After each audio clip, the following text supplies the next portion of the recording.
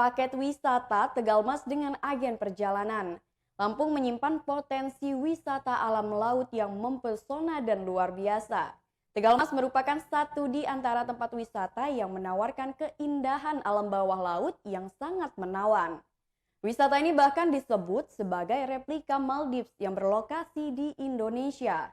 Tak heran banyak wisatawan dari luar kota yang singgah ke wisata ini.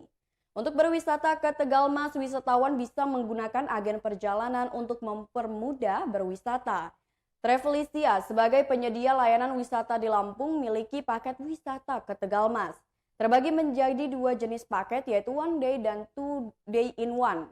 Bila sebelumnya Tribun Lampung Travel telah membahas paket one day sehingga kali ini akan membahas two day in one. Paket two day in one maksudnya yaitu wisatawan melakukan perjalanan selama 2 hari 1 malam. Paket ini termasuk biaya menginap di cottage yang estetik yakni Tegalmas. Beberapa harga yang ditawarkan ini disesuaikan dengan fasilitas penginapan yang berbeda-beda pula. Harga paket one day trip ini termasuk fasilitas kapal pulang pergi, makan, air mineral, pondokan, tempat bilas hingga pelampung. Selain itu pengunjung juga akan mendapat fasilitas alat snorkeling, P3K dan pendamping.